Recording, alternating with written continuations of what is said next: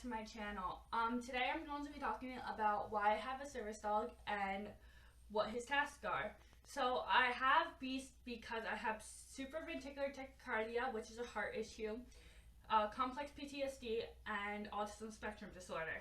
So the way he helps with my supraventricular tachycardia is he tells me when my heart rate's too high. He can go get my mom for help if I faint or if my heart rate's too high and I'm sitting down and I need help. He is trained to go get her. He is also trained to tell her.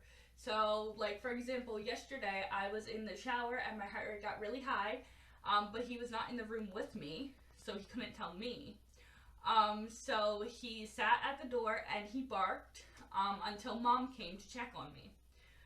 Basically just telling her, hey, there's something wrong. And mom knows that when he's barking at the door of the bathroom that I am in, that there's something wrong. And normally it's my heart rate. So she comes and checks on me and makes sure I'm okay. He is also for my complex PTSD. And the ways he helps me with that is he helps me calm down during episodes, during panic attacks.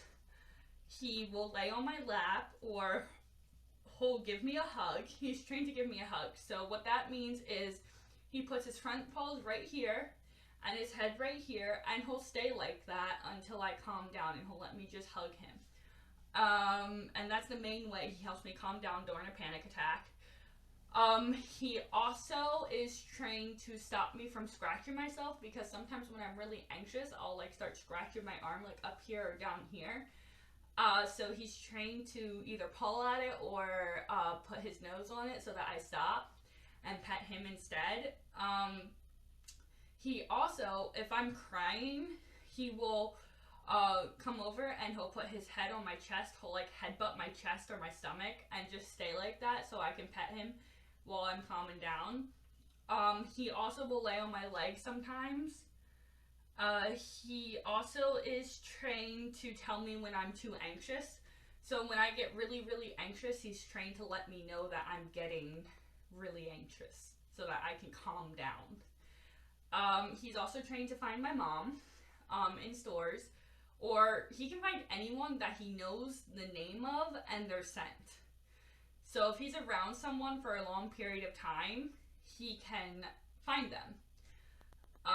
If I tell him to go find them. But mainly he only does it with my mom, because normally I'm only out with my mom. So all I have to do is say, go find Gamma, and he will take me to my mom.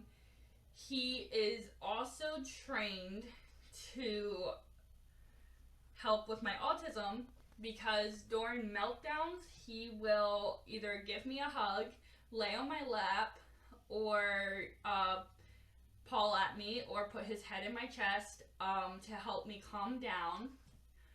And he is also trained to get my mom in these situations as well. If him doing all of that doesn't help, he's trained to get my mom. So in order for him to go get my mom, he'll go to where she is, start barking, and then come back and keep barking until she comes to me. And so yeah, and then he is also trained to find me, because with my autism, we've had instances in the past where I've gotten really, really upset and left the house. So in case I ever do that without him, he's trained to find me so my mom can find me. Because when I'm in a meltdown, I don't necessarily know what's going on in the world around me. So he helps me a lot that way. He is also trained to wake me up from nightmares. So the way he does that is he will either lick my face, or he'll put his nose in my neck, press on it, or he'll paw at me if he's completely awake. And he helps with that. He's trained to lay next to me, because knowing that he's there helps me sleep better and helps me not have nightmares, because I feel safe. And he just started a new thing where whenever my mom's at my doorway, he barks. So I guess he thinks that he needs to alert me every time someone enters my room. I didn't train him to do that. He just started doing that.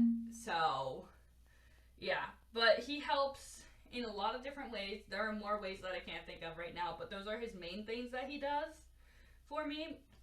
So he is considered a medical alert dog because of my super reticular tachycardia, and a psychiatric service dog because of the PTSD and autism. He is fully trained by the ADA standards, and he can go in any public place with me that people are allowed. I do have access issues with him sometimes.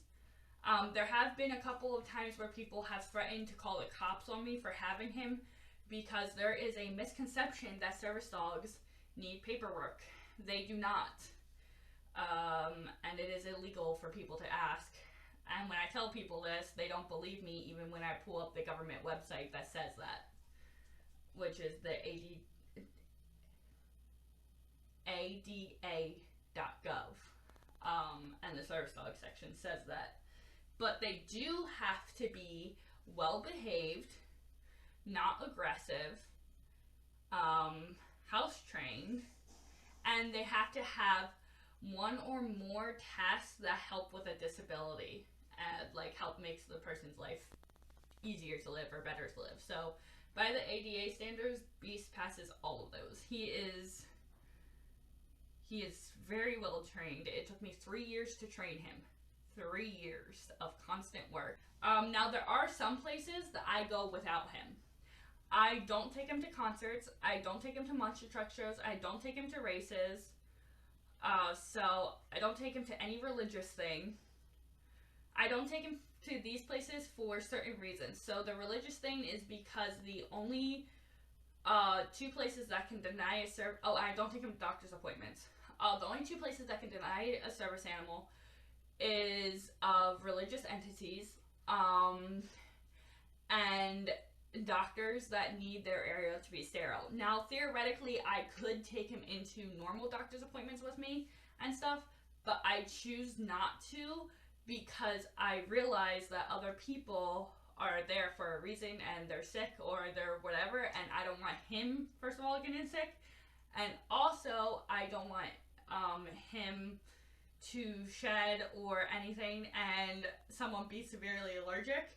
I also just don't like taking him into doctor's appointments since COVID because I don't want him to like lay on the floor and then give me a hug or something and then I get really sick off of it. I don't know if that's how that works, but I'm really scared of that happening. But I also just don't take him to doctor's appointments because it causes some issues. Like, the doctors get really confused of why there's a dog, and then I have to explain, and it's just this whole thing. It's just easier if I don't take him to doctor's appointments. Plus, my mom is always there with me, so it's not like it's like I'm by myself. It's my mom's always there with me.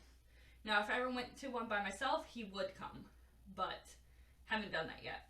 And then he doesn't come to monster truck shows, concerts, or races because, first of all, they are extremely crowded and I don't want him to get hurt. Second of all, they are extremely loud and I don't want his ears to hurt or for him to get startled by a loud noise. And also because people are very close together and I don't want him to get lost or for him to freak out because there's people in his personal space or any of those things. And by freak out, I do mean like kind of run. Like, he doesn't like people in his personal space, so I don't like to take him to really, really crowded areas. He has been to amusement parks though. He was at King's Dominion in Virginia. And he's been to a courtroom before. He has been to the hospital and doctor's appointments before in the past, before COVID happened. He goes literally everywhere with me. So, yeah. That's kind of a little bit of why I have him and what he does. Please like and subscribe. I am trying to get to 1,000 subscribers, so if you know of anyone who would like my channel, please give them the link and subscribe.